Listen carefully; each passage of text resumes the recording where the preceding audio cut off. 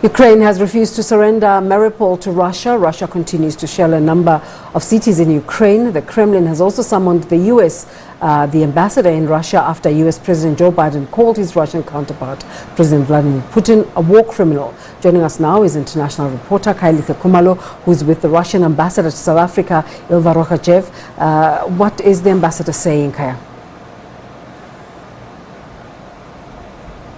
Well, that's right, Desiree. So we're just going to go straight to the Russian Federation ambassador here in South Africa just to get an update on this current conflict. So, Ambassador, once again, I suppose a very important question is around the peace talks. So far, do we know if those peace talks are yielding the positive outcome? So far, what do we know? Well, we know that both sides work very hard, almost on a daily basis.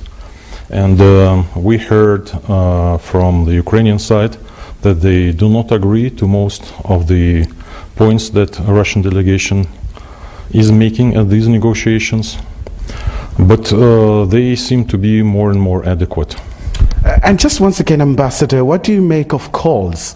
South Africa is saying the United Nations Security Council should play a pivotal role to make sure that there is constructive engagement, there is dialogue amongst the parties. Do you think that's a fair request, as it were? I'm not sure that the UN Security Council can be useful in 100% of the situations. But we should strive to make it so.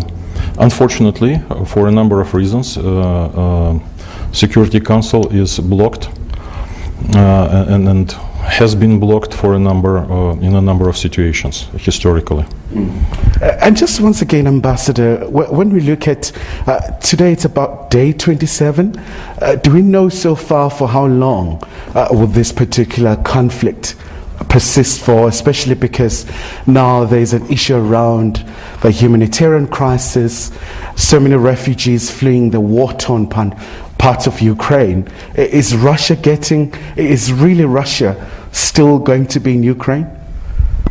Well, Russian military are doing their best in order not to harm, not to inflict excessive damage to civilian infrastructure and not to harm civilians.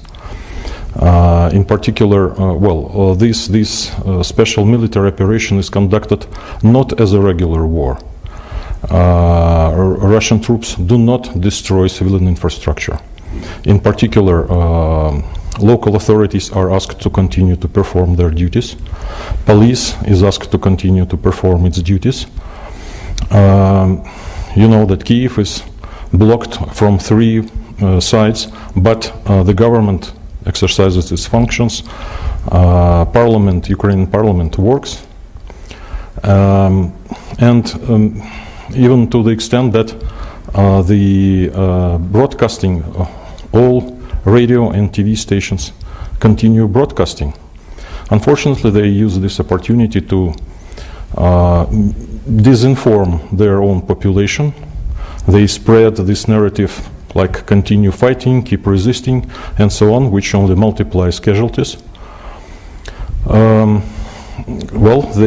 need to create this misrepresentation that help is on its way, and so on and so forth, instead of appealing just to surrender and save human lives. As to how long this conflict may last, Ukrainians, including my colleague Ambassador Abdravitova here, stated on numerous occasions that they had the strongest army in Europe. Allow us a couple more weeks to deal with the strongest army in Europe. Ambassador, what about the shocking images where we've seen a shopping center being shelled, where we've seen people being displaced, homes being bombarded? Is that like collateral damage? How would you describe that? To the large extent, this informational war against Russia is appealed to create this impression about numerous war crimes, terrible Russians committing terrible crimes, and so on and so forth. The West in general and Western media need to make the consumers of their information concentrate on these separate screenshots, leaving aside the root causes for this special military operation. And there is a set of causes that are very, very serious. And we have been warning our Ukrainian brothers and sisters about that. And we tried to talk to the Western former partners on numerous occasions about that. And we spoke about red lines and that Russia is being driven into a corner and its national security interests are being disregarded and ignored, and so on and so forth. So this is why these pictures that you see on TV. But among those you see, like 80-90% are simply fakes. Those are staged sightings. Many pictures are taken actually from the eastern Ukraine, destroyed by the Ukrainian armed forces in the war that lasts for 8 years already. And many are just disinformation, like the one about the shopping center, because if you go and search in the internet, then you will easily find a footing spread by our Minister of Defense, which shows that there was a multiple rocket launcher installed in this shopping center, in between the structures of this shopping center, if we're talking about the same occasion actually. And it was destroyed just minutes after it opened fire itself. And just another critical issue, Ambassador. We've seen President Zelensky talking to the Congress, talking to the Canadian Parliament, even the Israeli Parliament as well, where he's calling for the imposition of a no-fly zone. What would be the ramifications should that happen? Well, I think that from the military point of view, the no-fly zone would and should be considered as an act of war. So ramifications could be very, very heavy and unpleasant to all. Very sweeping sanctions have been imposed against Russian economy. Even now, the European Union is looking at whether do they cut off their oil supply from Moscow. What has been the impact? Are you feeling the pinch from the sanctions? Well, if I would say that we do not, then I would not be faithful to the truth, of course. Yes, we do feel the pinch. The thing is that Russian economy is completely self-reliant and self-sufficient. We will survive any kinds of sanctions. This is number one. Two is that we're surprised how Europeans, how willingly and eagerly they are shooting themselves in both legs, because they really suffer from these sanctions. We have already, number three, experience in the past when the United States of America introduced sanctions against Russia in 2014, and the Europeans followed them as usually and obediently, and our trade, bilateral trade with the United States, despite those sanctions, was growing for a number of years, and with Europeans it was declining. So it's everything is it's like a a sword. Ambassador, what do you make of the claims by Washington DC, where they say Russia may be using the chemical weapons as part of their armaments, the artillery being used in Ukraine? Is there any accuracy to that? Well, of course not, because as I said, Russian military are doing their best in order not to harm civilian population. And so far we provided on many occasions, dozens of occasions, humanitarian corridors for the civilian population to get evacuated. But like in Mariupol, for instance, at least 200,000 of residents are blocked by nationalist battalions who use them as human shields. And this is happening all over Ukraine, not only in Mariupol. So unfortunately, there is collateral damage because there is fighting taking place.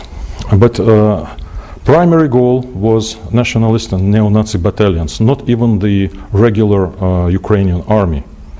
Of course, those who keep fighting will have to answer for that. And of course, Ambassador, we've seen President Biden saying President Putin is a war criminal. We've seen your counterpart from the US being summoned to explain that particular remark.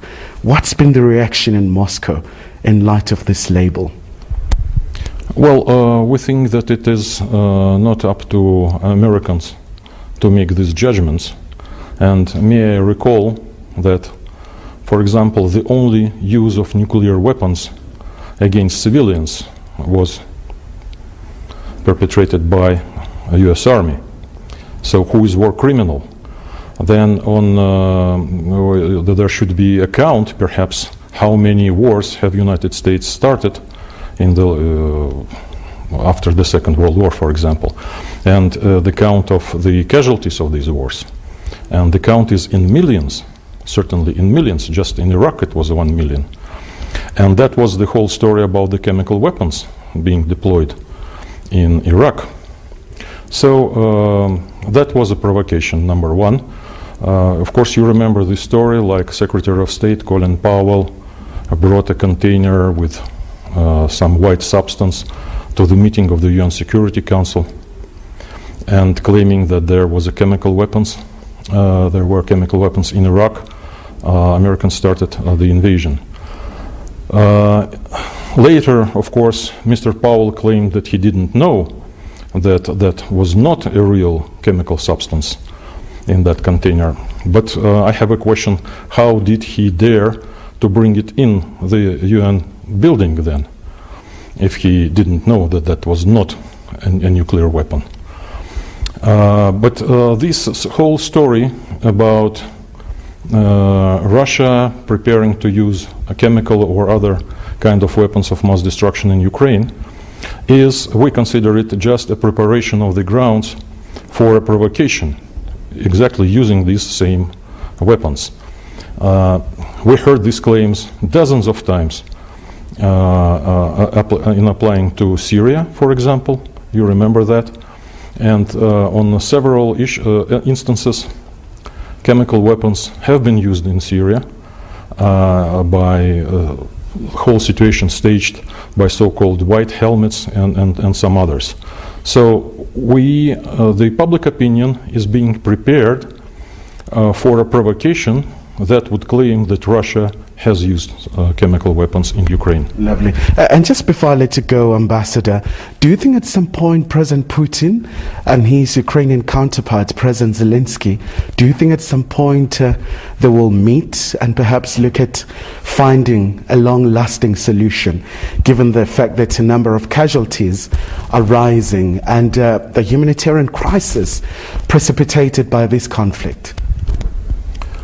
Well, we will do everything and we'll meet and talk and agree on terms with anybody that may help alleviate sufferings of civilians.